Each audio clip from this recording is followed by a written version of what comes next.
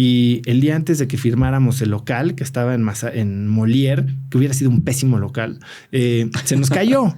Y entonces, casualmente llegó Diego, mi socio, que era amigo mío desde kinder, amigo de esos con los que te peleas en el recreo. Sí. Y me dijo, oye, pues sé que estás regresando a la maestría, que traes algo. Pues, yo traigo esta idea. ¿Por qué no le echamos un ojo? Dije, va. Le echamos un ojo, decidí meterle mis $50,000. La idea del bar quedó a un lado. Y de ahí entré ahora sí que al path emprendedor, ¿no? Antes de que hubiera... pues fondos de inversión, no había nada de venture. No era romántico, no era sexy el emprendimiento. No solo eso, o sea, ya existía Endeavor, creo que había habido 2 o 3 generaciones de Endeavor. Endeavor creo que empezó en 2009 aquí en México. Nosotros entramos en Endeavor en 2011 y no había una sola empresa de tecnología. Todos éramos de fierros, ¿sabes? De ladrillos. Oye, y esta empresa después la venden. La vendimos. Y justo a mí me llama la atención ahí porque...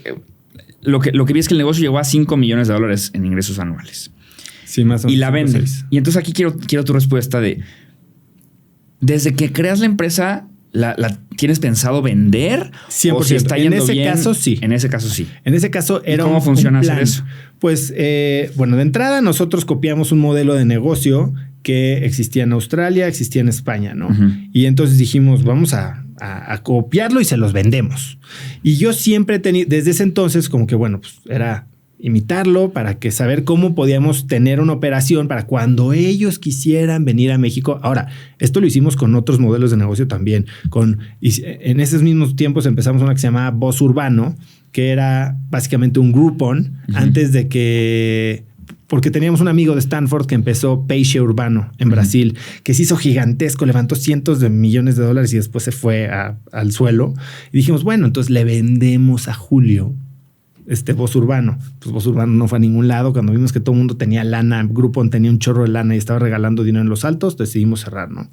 Pero en este caso de Lo Mío Es Tuyo, sí veíamos el path un poquito más claro, ¿no? Entonces armamos un negocio que pudiera ser atractivo y empezamos a hablar con ellos, ¿no? O sea, literal. O sea, de hecho, hoy muchos emprendedores hacen esto de meter al fundador de un símil de su empresa en otra geografía a su cap table. Lo invitan de inversionista, pues como pensando que los fueran a comprar. Y yo así estuve hablando con Instafit, con ClassPass, con Peloton, o sea, tú, con quien me digas, yo he hablado con sus equipos de corporate development en Estados Unidos, porque tienen que saber que existes o para destruirte o para comprarte. Espero que tu fuerza y tu propuesta de valor de que tú conoces el mercado como local y que ya tienes un poquito avanzado, pues sea suficiente argumento como para decir buy en vez de build, ¿no? Pero así lo hicimos y a través de... Fue también una serie de coincidencias. El hermano de Diego, mi socio, le había vendido un negocio de financiera, no era fintech, en ese entonces no existía fintech, a un fondo de inversión gringo que era dueño del 30% de la empresa que nosotros estábamos copiando. Okay. Entonces como que por ahí... había conexión. Había tiro, sí. Exactamente. Y explotamos ese tiro y se las vendimos. Oye, qué chistoso. ¿Y cómo se siente?